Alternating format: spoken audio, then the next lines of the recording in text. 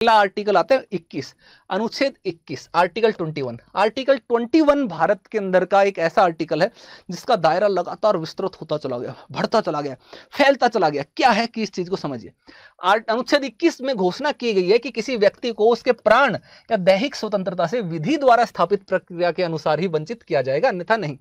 यानी कि कानून ने कोई प्रक्रिया निर्धारित कर रखी है, उसी से ही आपकी जान ली जा सकती है, वैसे नहीं ले सकते। फॉर एग्जाम्पल अगर हम बात करते हैं कि एक एग्जाम्पल से ले लेते हैं कि जैसे कि किसी ने किसी को मार दिया, ठीक है। अब ऐसे में अभी फांसी की जो सजा है उसको होती है, फांसी की सजा के द्वारा क्या कर रहे हो आप, उस व्यक्ति की जान छीन रहे हो, उसकी प्राण और दैहिक स्वतंत्रता से उसको वो कर रहे हो, है ना। तो वो क्यों कर रहे हो, क्योंकि विधि ने बना रखा है, कानून में है कि भैया आप ये काम करोगे तो आपको फांसी दी जा सकती है, उसमें प्रक्रिया निर्धारित कर रखे है, उस प्रक्रिया के अनुसार ही आपको वंचित किया जा सकेगा, वैसे नहीं किया जा सकता। ऐसा नहीं हो सकता कि राज्य को मन में आया और जाकर के पकड़ लिया, ऐसे गोली उड़ा दिया, वो चीजें जो है वो यहां पर नहीं कर सकते हैं, ठीक है। और इसमें कई सारी चीजें हैं समय के अनुसार जोड़ी गई हैं, क्या क्या हैं देख लीजिए। जैसे कि इसमें मानवीय प्रतिष्ठा के साथ जीने का अधिकार, स्वच्छ पर्यावरण, प्रदूषण रहित जल एवं वायु। आर्टिकल 21 जो है वो इस तरीके का अधिकार है, इसका दायरा इतना ज्यादा बढ़ गया है। उसका रीजन क्या है, अनुच्छेद 21 को जो है वो सुप्रीम कोर्ट के, सर्वोच्च न्यायालय की जो है ना व्याख्या, जिसको आप बोलते हैं, आपको यह पता होना चाहिए कि भारत के संविधान की व्याख्या करने का अधिकार सुप्रीम कोर्ट को है। अब ऐसे में सुप्रीम कोर्ट समय समय पर भारत के संविधान की व्याख्या करते हुए कई सारी चीजों को, कई सारे आर्टिकल्स को, कई सारे अधिकारों को अनुच्छेद 21 के अंतर्गत समाहित कर देते हैं। जब आप ओरिजिनली देखोगे ना हमारे संविधान को, तो अनुच्छेद 21 के अंतर्गत इतने सारे अधिकार देखने को नहीं मिलेंगे। अब तो इसके अंदर बेशुमार अधिकार है, स्वच्छ पर्यावरण, है ना, रहित जल एवं वायु में जीने का अधिकार, हानिकारक उद्योगों के विरुद्ध अधिकार, जीवन रक्षा, निजता का अधिकार। निजता का अधिकार तो लेटेस्ट ही आया मेरे दोस्त, अभी आपने देखा कि वो पुट्टा स्वामी केस में आया, इसमें तो ये वो भी आ चुका है इसको लेकर के। तो पिछले प्रीलिम्स में 2021 के प्रीलिम्स की अगर हम बात करें तो उसमें आया था कि निजता का अधिकार कौन से अनुच्छेद के अंतर्गत आता है, इतना सिंपल सा पूछा गया था, सिंपल से एक लाइन, आर्टिकल 21 इसका आंसर रहेगा, है ना। तो ये इसके अंतर्गत आश्रय का अधिकार, स्वास्थ्य का अधिकार, 14 वर्ष तक निःशुल्क शिक्षा का अधिकार, निःशुल्क कानूनी सहायता, अकेले कारावास में बंद रहने के विरुद्ध त्वरित सुनवाई का अधिकार, हथकड़ी लगाने के विरुद्ध, अमान्य व्यवहार के विरुद्ध, देर से फांसी के विरुद्ध, विदेश यात्रा करने का अधिकार, बंधुआ मजदूरी के विरुद्ध अधिकार, हिरासत में शोषण के विरुद्ध अधिकार, आपातकालीन चिकित्सा सुविधा का अधिकार, सरकारी अस्पताल में समय पर उचित अधिकार,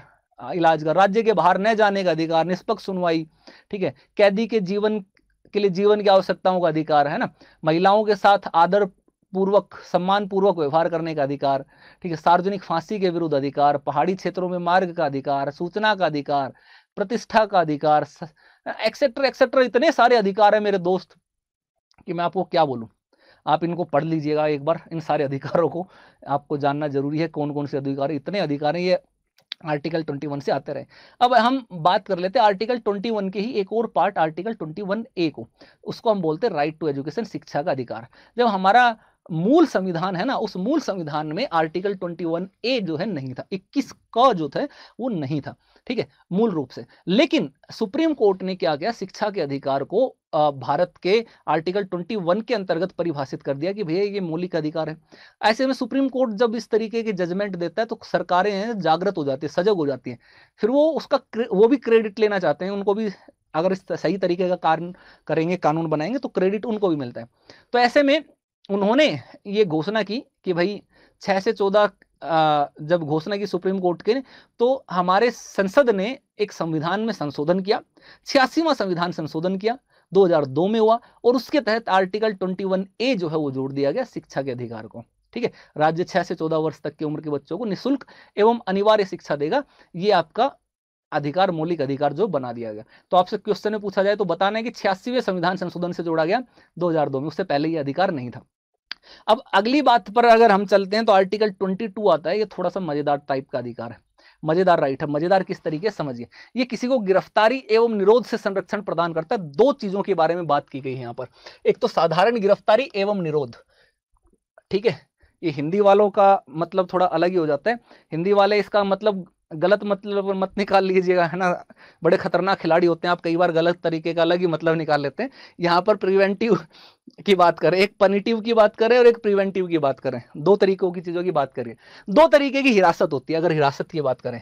एक होते हैं जो दंड विषयक हिरासत होती है, जो कठोर हिरासत होती है, और दूसरा होते हैं जिसको हम बोलते हैं निवारक। ठीक है, निवारक।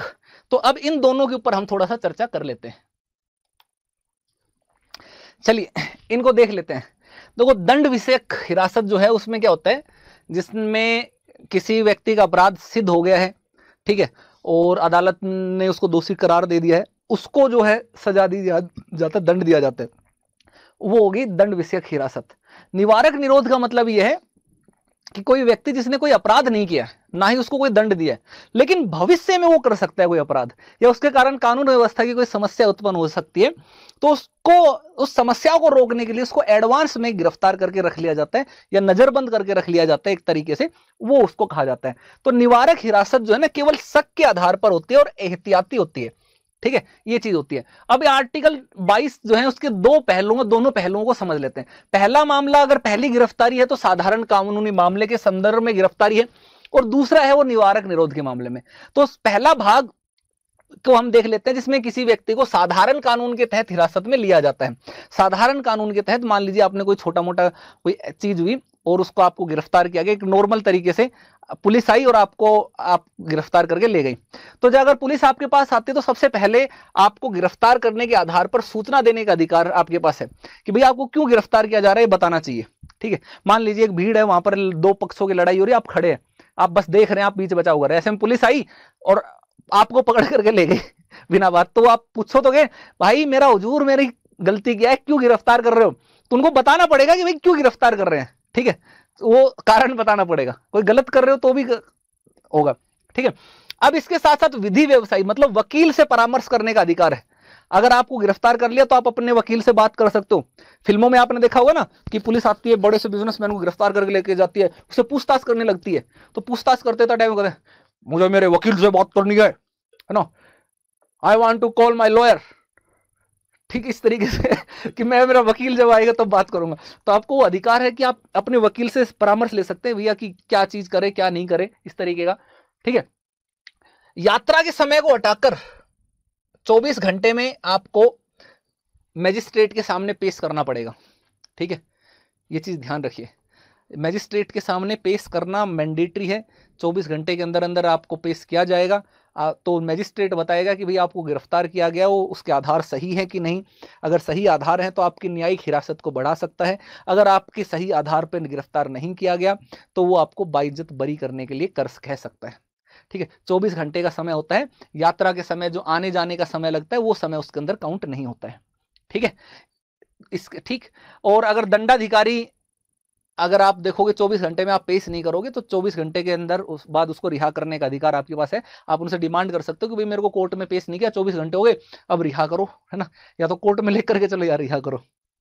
ये इसलिए है कि कोई जबरदस्ती आपके साथ ना कर सके, पुलिस जबरदस्ती जाकर के मार पिटाई अनैतिक रूप से काम ना कर सके।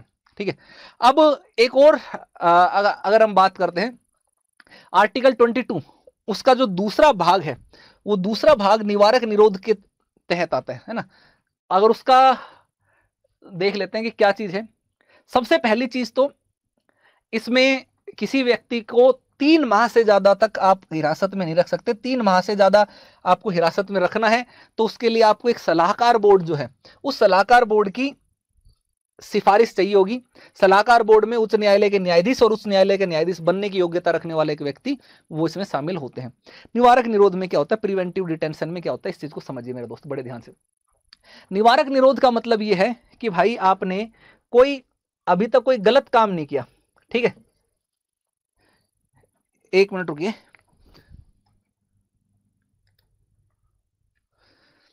देखिए, निवारक निरोध के मामले में क्या होता है, साधारण मामले में हिरासत होती है, उसमें तो आपने मान लेते हैं कि कोई अपराध किया है, हो सकता है तब की। निवारक निरोध का एक क्लासिकल एग्जांपल समझाता हूं आपको, फिल्मों के माध्यम से ज्यादा अच्छे से समझ में आता है। आप फिल्में देखते होंगे, पुरानी फिल्में देखी होंगी आपने बहुत सारी, मजे भी आते होंगे पुरानी फिल्में देखने में। अब आपने देखा कि पुरानी फिल्मों में किस तरीके के कैरेक्टर, मान लेते हैं कोई एक मूवी मैंने देखी थी, मैं बताता हूँ। उसमें क्या था कि दो लोग थे, दोनों लोग प्यार करते थे। आप लोगों को प्यार वैसे भी बहुत पसंद है, प्यार मोहब्बत लाइफ में होना भी चाहिए। अब उसमें लड़की जो थी वो थी महलों की रानी, बहुत अमीर परिवार से, और लड़का था बेचारा वो एकदम मजदूरी करते हुए कार्य करके बड़ी मुश्किल से अपना गुजारा बसर करता था। लेकिन प्यार तो प्यार होता है, प्रेम तो अंधा होता है, प्रेम तो प्रेम होता है, किसी से भी प्यार होता है, हो सकता है। आप ये देख करके तो करोगे नहीं कि हमारी जाति धर्म या हमारे पैसे का उसके हिसाब से, वो तो जो पसंद आ गया, दिल जिस पे आ गया उस पे आ गया, है ना। तो उन दोनों के बीच में किसी चीज को लेकर के भेंट होती है और प्यार हो जाता है। अब प्यार हो जाता है तो इस बात की भनक लगती है लड़की के घर वालों को। लड़के के घर वालों को लगता है यार कि हमारी बेटी तो महलों की रानी है ना, पापा की परी, और वो व्यक्ति है वो मजदूर, उसके पास जीवन जीने लायक पैसा भी नहीं है, बहुत मुश्किल है। तो उनको लगता है कि यार हमारे स्टेटस का नहीं है ना। तो वो लोग क्या करते हैं, पहले तो समझाते हैं, डांटते, नाराज होते हैं। उसके बावजूद भी ये लोग नहीं समझते और ये धमकी देने लगते हैं कि भाई हम, अगर तुम हमारे प्यार के खिलाफ जाओगे, हमारे साथ राजी नहीं होगे, तो हम दोनों भाग जाएंगे, हम भाग करके शादी कर लेंगे। अब ऐसा होगा तो उनको क्या लगता है कि यार ये हमारी इज्जत खतरे में पड़ जाएगी, हमारी इज्जत मिट्टी में मिल जाएगी समाज के अंदर। तो ऐसे में आप देखना कि क्या करते थे फिल्म में, जो लड़की के परिवार वाले थे, भाई या माता पिता, वो उसको पकड़ करके ले जाएंगे, कमरे में बंद कर देंगे, पहले तो धक्का मार, फिर बाहर दो पहरेदार खड़े कर देंगे, लठ लेकर के, बंदूक लेकर के, ठीक है, और बता देंगे कि आज से तुम कहीं नहीं निकलोगे, घर के बाहर नहीं जाओगे।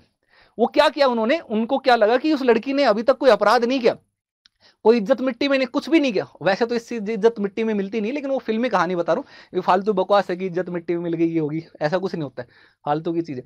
लेकिन वो फिल्म के हिसाब से मैं बता रहा हूँ, वो परिवार वालों को लग रहा है, ठीक है ऐसा।